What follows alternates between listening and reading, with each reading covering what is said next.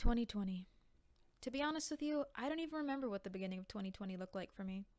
I think I spent it apartment hunting with my roommate. I think we looked at a handful of places and settled for some incredibly overpriced luxury complex and moved there in March. It's around the time that COVID started being a big deal in Texas, so there were some family and friends suggesting we try and get out of the lease and just stay with our parents until it blew over. I'm kind of glad we didn't listen to that, because moving out is a really big deal to me. I spent so long at my family home feeling stagnant and bored and like something was holding me back. Be that entirely mental, it got to a point where moving out felt like exactly the next step, and so it was. I moved into my first apartment in the middle of a pandemic, and it taught me a lot. I learned that it's really fun to be an adult. I also learned that it really isn't. It gave me perspective about all the things my mom used to nag me about, because I found myself hassling my roommate over very similar shit. Cohabitation is hard, and I'm a hell of an introvert.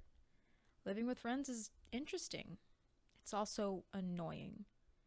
But living with someone who has similar goals is also very inspiring. The majority of 2020 I spent learning about the music world, marketing, and being social on the internet. It was the perfect time to do all this, seeing as everyone was stuck at home. I don't think a lot of artists will get such a fruitful opportunity. Time to build themselves, just like this. You have quite literally a captive audience. You just have to find a way to reach them. Every morning I would wake up thinking about music or my career. You have to be consistent. Everyone wants it. What are you willing to do to go above and beyond that? For me, that meant staying up until 2 a.m. watching Gary Vee videos and Mac Miller interviews.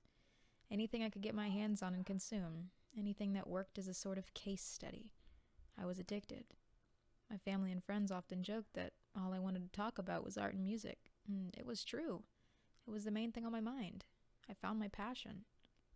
Still, I had just started making this style of music. Having grown up consuming it, I still wasn't all that familiar with creating it. Hip-hop.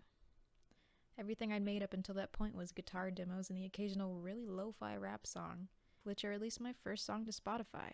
Looking back, I can't stand that song, but it was an important step in my confidence journey.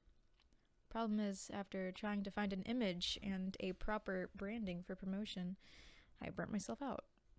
I didn't like the image I was presenting, and I didn't feel like myself.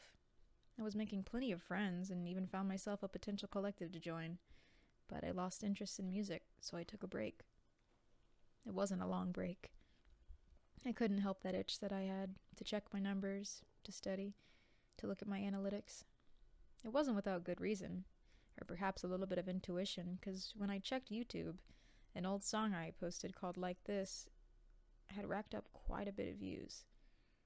It was only a couple thousand, but that was unprecedented for me. I'd never had a song reach that kind of audience. It made me snap right back into inspiration. I saw an opportunity and I knew I had to run with it. And so that's what I did. I kept making music. I picked it up and I ran. I kept researching. I kept talking to people. I started submitting to a channel I'd been watching called HiveMind. This is where I received some of the first positive feedback from other people who weren't just friends of mine or other musicians I'd known. I kept submitting to things like that. I found a live stream ran by Roger from Mascarilla and even submitted to that. Now, I don't think I expected to win or even expect that the Twitch chat would recommend him to bring me on the next stream, but through that, I obtained my first interview, and from the same person who did Mac Miller's first interview. That was insane for me.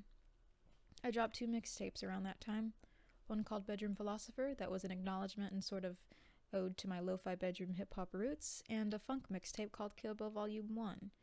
It was a project heavily facilitated and inspired by DCR, the online collective I'd joined a bit earlier in the year. I don't really remember when I got involved with my current collective. I just know I was browsing SoundCloud and organically came across a song called Break the Law by Young Mind Trip, and I caught a Houston verse in there and decided I needed to comment on it. I was invited to a Discord server and the rest was history. Now DCR is a collective full of friends that I speak to almost every day, and they help me out. Having people who care about the same things as you is very important. Having like-minded individuals around you is important. Friends are important. Now, 2020 was a complicated year. Every day wasn't necessarily inspiring. Not everything was easy, but above all, I think everything was important. I hope you feel the same about your year in review. Thanks for watching.